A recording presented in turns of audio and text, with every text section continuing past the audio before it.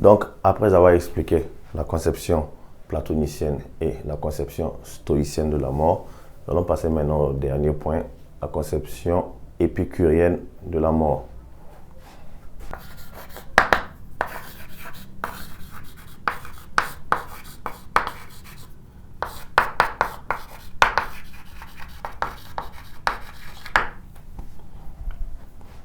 Il faut noter que Épicure est un philosophe post-socratique, c'est-à-dire les philosophes qui sont arrivés après Socrate.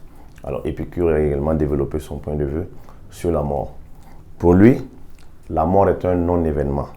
Autrement dit, quelque chose dont les hommes ne doivent en aucun cas s'inquiéter. D'abord, pour lui, la mort est la disparition du corps, et de l'âme d'abord du corps, où le corps va se décomposer et disparaître. Et pour lui, après la mort, il n'y a absolument rien. Donc, la mort est un non-événement pour lui, c'est-à-dire que l'homme de son vivant ne rencontre jamais la mort.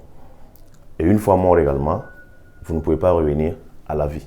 Donc pour lui, ces deux événements ne se rencontrent pas. Donc l'homme n'a pas à s'en faire de la notion de la mort tant qu'il est en vie.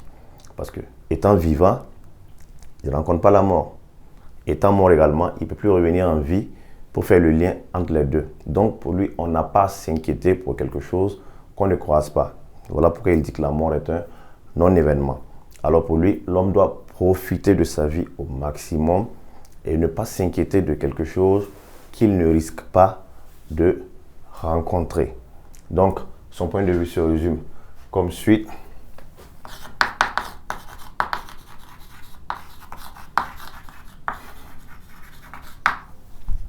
Épicure et la mort.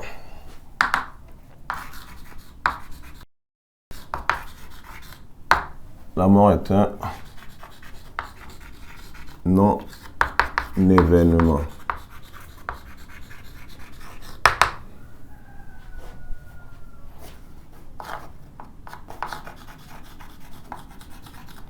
L'homme, tant qu'il vit, ne rencontre pas la mort.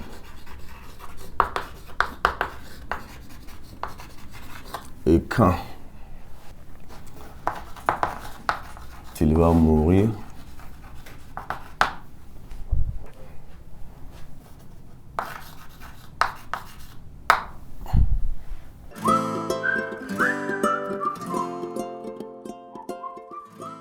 alors, la thèse d'Épicure peut se résumer comme suite.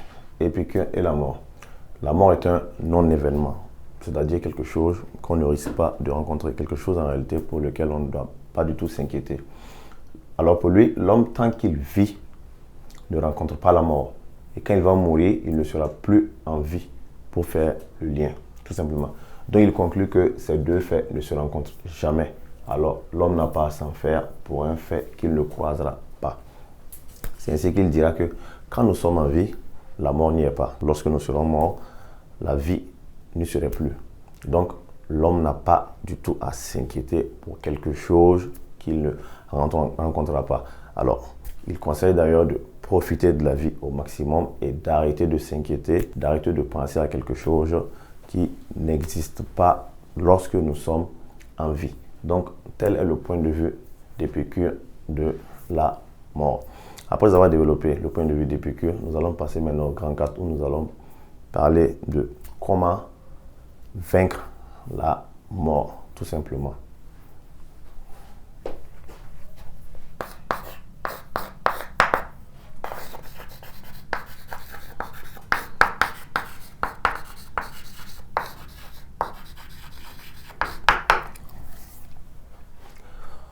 Alors, pour ce dernier grand point, nous allons expliquer comment est-ce que l'homme peut vaincre la mort. Bien évidemment, lorsqu'on est mort, on est vraiment mort. C'est-à-dire qu'on n'est plus là physiquement. Mais l'homme, grâce à son intelligence, a développé plusieurs moyens qui lui permettent de rester dans le temps. Autrement dit, ses idéologies, ses inventions lui permettent de rester dans le temps et de marquer son époque et les époques à venir. C'est ce qu'on appelle vaincre la mort. Tout simplement parce que, certes, il est bel et bien mort, mais à travers ses œuvres, il continue toujours d'exister. Alors, premièrement, l'œuvre naturelle qui nous permet de rester dans le temps, c'est la reproduction. Le fait de mettre un enfant au monde, même si nous ne sommes pas là, le fait que cet enfant a les mêmes traits de caractère, les mêmes traits de comportement que nous, lorsqu'on voit l'enfant, forcément, on repense à vous. Et c'est comme si vous étiez toujours là. Alors, on dit que vous avez vaincu la mort. Il y a aussi à travers l'art. Quand on parle de l'art, il faut reconnaître que c'est un domaine qui est très vaste. Il y a la musique, il y a la danse, il y a la cuisine, il y a les dessins, les peintures, et ainsi de suite, les films, tout et tout. Ce qui fait que un artiste qui a marqué son époque peut mourir physiquement, mais dans les esprits, il reste toujours vivant. Parce que lorsqu'on revoit ses œuvres, lorsqu'on revoit tout ce qu'il a laissé derrière lui, c'est comme s'il était toujours présent. On a parlé des idéologies. On peut peut-être prendre l'exemple sur Thomas Sankara. Grâce à ses idéologies, il est mort il y a presque 40 ans, mais grâce à ses idéologies, c'est comme s'il était toujours présent. Pour les inventions, les Louis Pasteur qui sont morts il y a très longtemps, les Léonard de Vinci qui sont morts il y a plus de 500 ans, mais qui font toujours parler d'eux aujourd'hui. Et ça sera toujours le cas dans les années à venir, tout simplement parce qu'ils ont créé des œuvres artistiques qui marquent de leur empreinte indélébile la vie d'aujourd'hui et la vie future, tout simplement. Alors, après les œuvres artistiques, nous pouvons développer par exemple le point de vue de la religion. La religion permet de vaincre la mort, tout simplement. Parce que si on suit les principes religieux à la lettre, c'est-à-dire qu'on fait le bien au détriment du mal, lorsqu'on meurt, d'après la religion, il y a une autre vie où nous serons immortels. Donc, voici 3 exemples, par exemple, qui permettent à l'homme de vaincre la mort. Et c'est ce que nous allons matérialiser.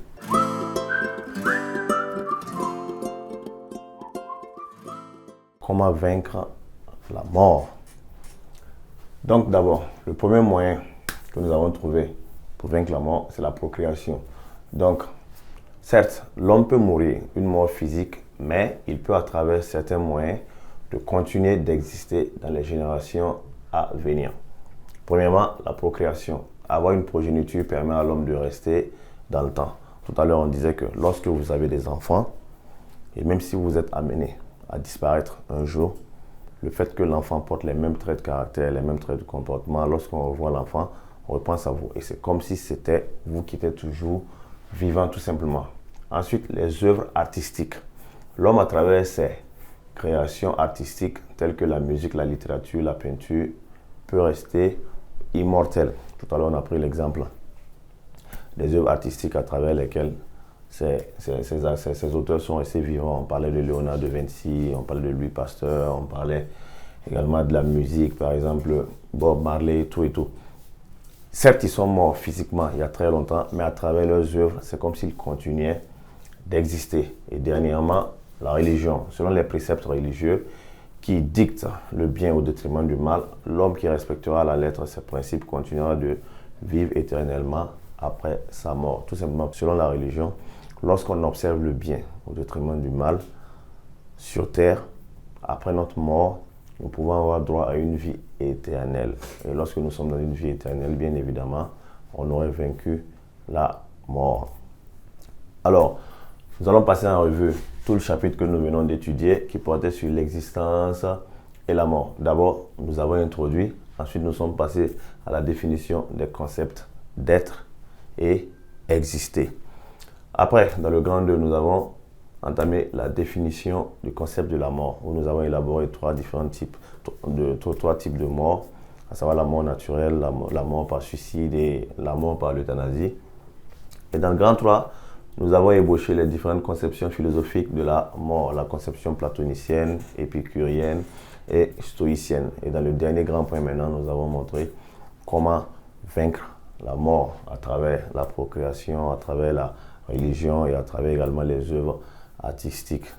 Nous sommes à la fin de notre chapitre qui portait sur la mort. Merci de nous avoir suivis avec beaucoup d'attention. À la prochaine pour plus d'exercices.